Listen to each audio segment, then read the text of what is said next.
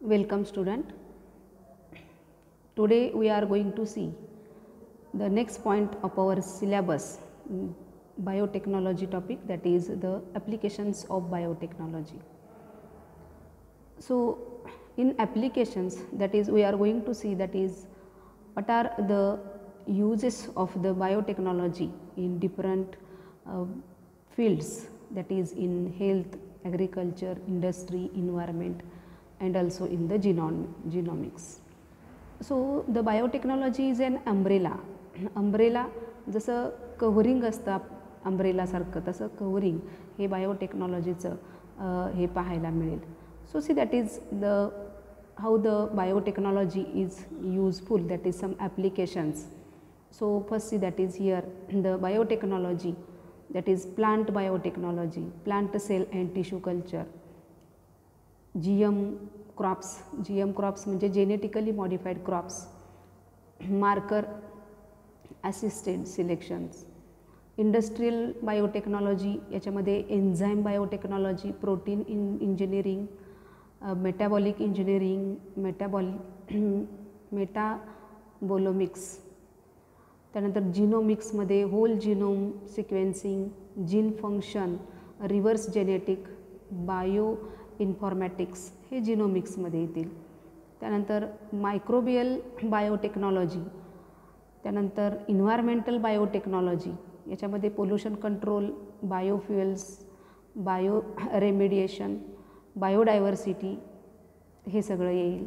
Animal biotechnology याच्यामध्ये tissue culture, generative medicine, immunotechnology, GM animals म्हणजे genetically modified animals, pharmacogenomics, gene therapy, हे सगळे application हा chart आपण ॲप्लिकेशनचा पाहिलेला आहे. आता या टॉपिकमध्ये आपण एक ॲप्लिकेशन स्टडी करणार आहोत. मग याच्यामध्ये पहिलं ॲप्लिकेशन आहे that is the health care biotechnology. आता हेल्थ केअर बायोटेक्नॉलॉजीमध्ये आपण वेगवेगळे ॲप्लिकेशन्स पाहणार आहोत. मग याच्यामध्ये एक तुम्हाला तुमच्या बुकमध्ये एक चार्ट दिलेला आहे. सुरुवातीला तो चार्ट बघूयात आपण की याच्यामध्ये नक्की इथं कन्सेप्ट मी त्याच्यामध्ये दिलेले आहेत तुम्हाला. रिकॉम्बिनंट DNA टेक्नॉलॉजी म्हणजे ह्युमन प्रोटीन्स जे तयार होतात रिकॉम्बिनंट DNA टेक्नॉलॉजीमध्ये, तर हे ह्युमन प्रोटीन्स कोणते आणि ते कोणत्या डिसऑर्डरवरती जनरली यूज केले जातात. आता याच्यामध्ये पहिला आहे that is the anaemia. Anaemia म्हणजे इथं रेड ब्लड सेल्स जे असतात ते जर त्याचं पर्सेंटेज कमी झालं तर त्याला आपण ॲनिमिया म्हणतो. आणि हे ॲनिमिया कंट्रोल करण्यासाठी जे काही प्रोटीन हे रिकॉम्बिनंट DNA टेक्नॉलॉजीद्वारे तयार करण्यात आलेलं प्रोटीन जे आहे दॅट इज द इरिथ्रोप्रोटीन. अस्थमा याच्यामध्ये इंटरल्युकिन 1 रिसेप्टर या पद्धतीचं प्रोटीन तयार केलं जातं. त्यानंतर नेक्स्ट आहे दॅट इज द ॲथेरोस्क्लिरोसिस. याच्यासाठी रिकॉम्बिनंट प्रोटीन जे तयार केलेलं आहे that is the platelet derived growth factors. त्यानंतर पार्च्युरेशन याच्यामध्ये रिलॅक्सिन हे प्रोटीन तयार केलं. तर पार्च्युरेशन म्हणजे जनरली इथं आपण काय म्हणतो to give the birth baby, म्हणजे जनरली आपण डिलिव्हरी म्हणतो आणि डिलिव्हरीच्या वेळेस रिलॅक्सिन हे प्रोटीन जर यूज केलं तर पेनलेस डिलिव्हरी इथं होऊ शकते, that is the parturition. Blood clots होत असेल तर त्याच्यावरती इथं जे काही प्रोटीन तयार केलेलं आहे that is the tissue plasminogen activator TPA आणि युरोकायनेज. कॅन्सरसाठी interferons, tumour necrosis factor, interleukins, macrophage activating factor, these are used. आता डायबेटीससाठी हे आपल्याला माहीत आहे इन्सुलिन प्रोटीन तयार केलं जातं. त्यानंतर इम्फिसेमा म्हणजे जनरली इथं अल्फा अँटीट्रॅप्सिन हे नावाचं प्रोटीन तयार केलं जातं. हिमोफिलिया A याच्यासाठी फॅक्टर 8 आणि हिमोफिलिया B याच्यासाठी फॅक्टर 9 हे यूज केलं जातं. आणि शेवटी हिपॅटायटिस B ज्यासाठी हिपॅटायटिस B वॅक्सिन. हे सगळे जे प्रॉडक्ट आहेत हे सगळे रिकॉम्बिनंट DNA टेक्नॉलॉजीद्वारे तयार करण्यात आलेले प्रॉडक्ट आहेत. आता याच्यामध्ये काही टर्म्स मी तुमच्या माहितीसाठी दिलेले आहेत. ॲनिमिया म्हणजे काय तर लॅक ऑफ इनफ RBCs. त्यानंतर ॲथेरोस्क्लेरोसिस म्हणजे काय, तर narrowing of the arteries due to collection of fat and cholesterol, म्हणजे आपल्या ज्या रक्तवाहिन्या असतात त्याच्यामध्ये कोलेस्टेरॉल आणि फॅट याचं प्रमाण जर वाढलं आणि त्याचं जर लेअर तयार होतात आणि त्यामुळं काय होतं, तर आर्टेरी जी असते ते काय होते, तर अशी नॅरो होते. त्यानंतर पार्च्युरेशन म्हणजे चाइल्ड बर्थ म्हणतो त्याला आपण. Emphysema, air sacs in lungs are damaged, म्हणजे लंगमध्ये असणाऱ्या एअर सॅक्स ज्या असतात त्या डॅमेज होणं, त्याला इम्फिसेमा म्हटलं जातं. आणि haemophilia, that is the blood does not clots, म्हणजे आता हिमोफिलिया इथं तुम्हाला दिलेलं आहे, हिमोफिलिया ए आणि हिमोफिलिया बी यासाठी वापरण्यात येणारे फॅक्टर जे आहेत ते फॅक्टर 8 आणि फॅक्टर 9 हे या पद्धतीचे प्रोटीन्स हे तयार केले जातात. तर आता आपण एक एक बघूयात ॲप्लिकेशन. पहिलं ॲप्लिकेशन आहे health care biotechnology. Health care biotechnology याच्यामध्ये आपण पहिला कन्सेप्ट बघूया, that is it refers to a medicinal or diagnostic product or vaccine. This technology has a tremendous impact on meeting the needs of the patient. म्हणजे बऱ्याचशाच पेशंटना गरज असणारे जे काही proteins असतील किंवा वॅक्सिन्स असतील ते मेजॉरिटी आपण या बायोटेक्नॉलॉजी प्रोसेसद्वारे तयार करू शकतो.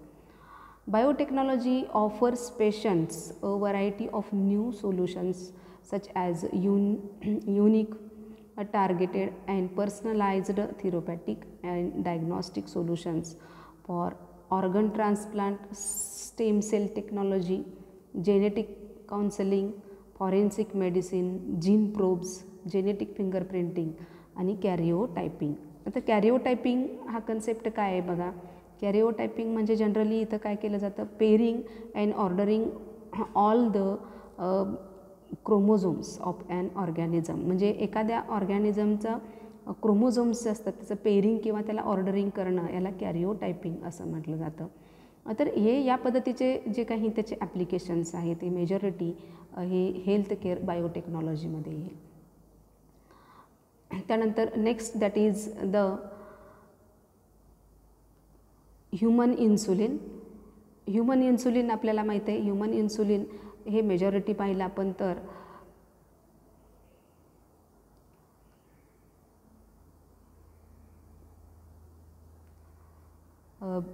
डायबेटीस पेशंटसाठी इन्सुलिन हे यूज केलं जातं. Insulin is a peptide hormone produced by beta cells of islets of Langerhans of pancreas. आता आयलेट्स म्हणजे काय, that is the small group of endocrine cells, त्याला आयलेट्स म्हणतो आपण. आणि इथं पॅनक्रियाज मध्ये हे जनरली इन्सुलिन हे तयार केलं जातं, that is by the beta cells. It was discovered by the sir Edwards Sharpey Schafer in 1916 while studying islets of the Langerhans. Insulin is essential for control of blood sugar levels. Diabetes mellitus is a disease in which some people cannot make insulin themselves. आता इथं हा जो disease आहे diabetes mellitus की या डिसीजमध्ये काय होतं, तर हे काही पीपल जे आहेत ते त्यांच्यामध्ये इन्सुलिन तयार होत नाही आणि मग त्यासाठी हे इन्सुलिन हे काय केलं जातं, त्या लोकांना इंजेक्ट केलं जातं. Itakura and et al chemically synthesised DNA sequence of insulin for 2 chains A and B and separately inserted into 2 PBR322 plasmid vector. म्हणजे प्लाझ्मिड वेक्टरमध्ये 2 DNA सिक्वेन्स म्हणजे सिक्वेन्स A आणि सिक्वेन्स B, तर हे 2 DNA जे आहेत हे PBR322 या प्लाझ्मिडमध्ये काय केलेलं आहे, इन्सर्ट केलं आणि त्यापासून इथं जनरली इन्सुलिन हे तयार केलेलं आहे. So it is this DNA is chemically synthesised. Then Gilbert and Villomar insulin production by recombinant DNA technology is design. मग नंतर 1978मध्ये विलियम आणि गिल्बर या सायंटिस्टनी काय केलं, इन्सुलिन हे रिकॉम्बिनंट DNA टेक्नॉलॉजीद्वारे हे तयार केलेलं आहे. आता हे कशा पद्धतीनं तयार केलं, that is the genes are inserted by the beta galactosidase gene of plasmid. म्हणजे हे जनरली बीटा गॅलॅक्टोसाइडीज जीन हे प्लाझमिडचा जो जीन आहे त्याच्यामध्ये हा जीन इन्सर्ट केलेला आहे. The recombinant plasmid were then separately transformed into E. coli host. The host produced penicillins plus pro-insulin, म्हणजे pre-pro-insulin. Recombinant plasmid were then separately transformed into E. coli host. म्हणजे हे recombinant plasmid जो आहे RDNA म्हणतो त्याला आपण, separately transform केलं कशामध्ये, E. coli सेलमध्ये.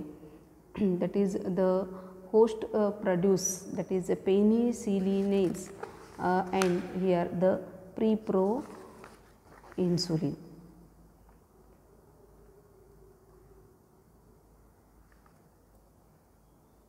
Insulin is later separated by trypsin treatment आणि पुन्हा ट्रिप्सिन ट्रीटमेंटनी हे इन्सुलिन काय केलेलं जातं, सेपरेट केलं जातं. Then next that is the application is the vaccine production. आता वॅक्सिन प्रोडक्शनमध्ये मेजॉरिटी हे बायोटेक्नॉलॉजी यूज केली जाते.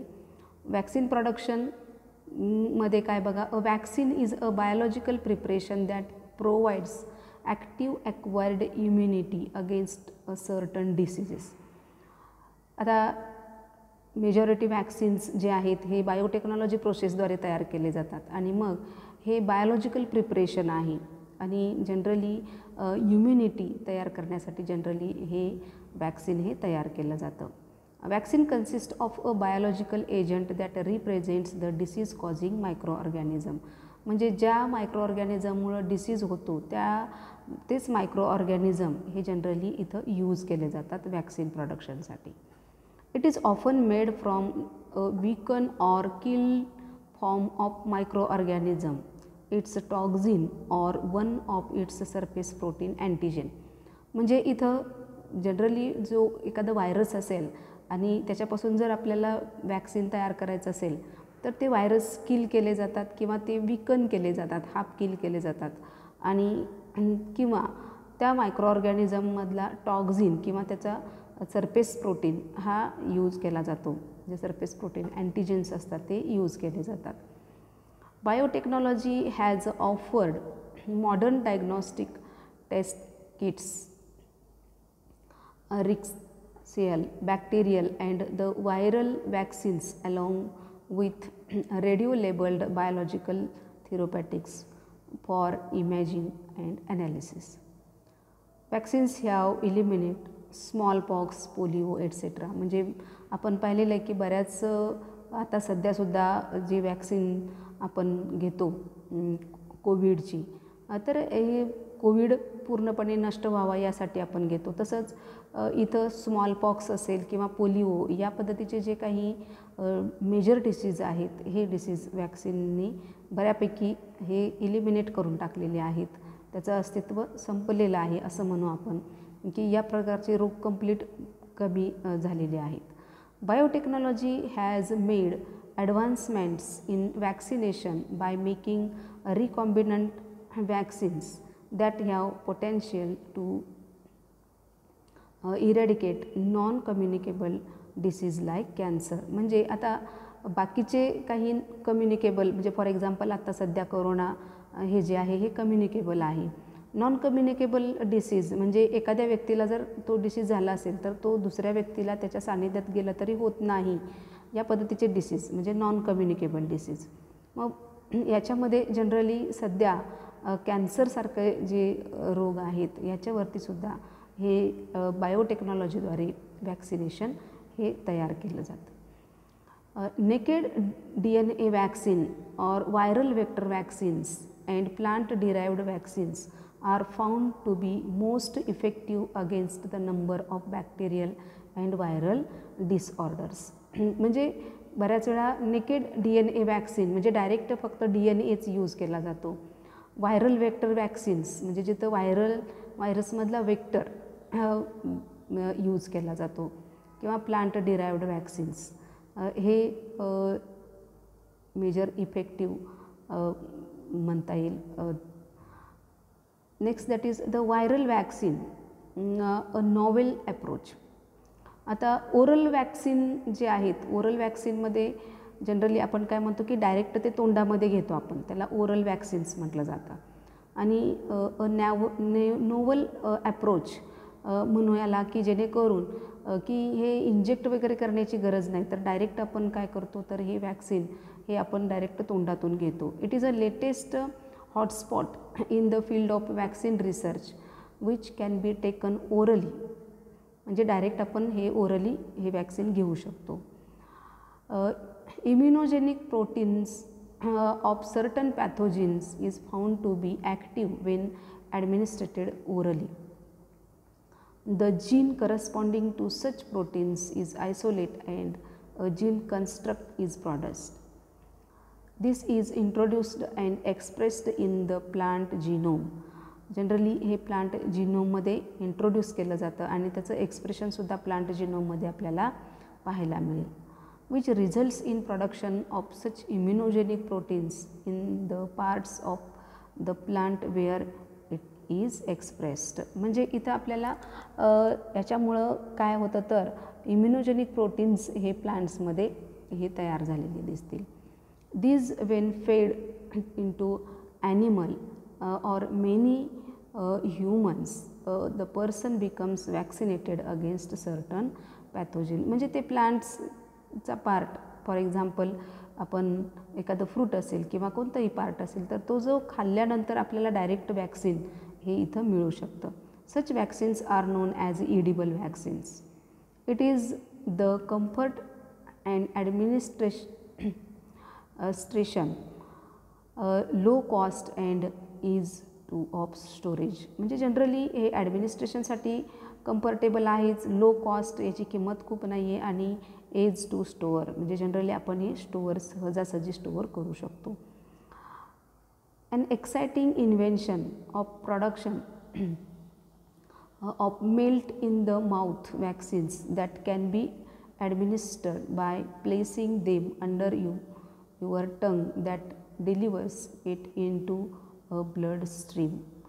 म्हणजे हे जे काही वॅक्सिन जे आहे melt in the mouth vaccine असं म्हणू त्याला आपण, की जनरली हे आपण जिभेवरती टाकलं तरी ते आपल्या ब्लडमध्ये मिक्स होतं सहजासहजी. एक्झाम्पल याच्यामध्ये दिलेले production of flu vaccine by bacillus which melts in the mouth. आता हे एक्झाम्पल्स जे आहेत त्याच्यामधले हे मेजर एक्झाम्पल्स तुम्हाला हे लक्षात ठेवावे लागतील याच्यामध्ये. तर एक लक्षात घ्या की वॅक्सिन प्रोडक्शनमध्ये आपण इथं ओरल वॅक्सिन हा जो कन्सेप्ट बघितलेला आहे तो खूप महत्त्वाचा आहे याच्यामध्ये. आणि याचे एक्झाम्पल दिलेले तुम्हाला, that is the production of flu vaccine by the bacillus which melts in the mouth. Okay, so student, today we stop here. We can see in the next lecture next application of the biotechnology.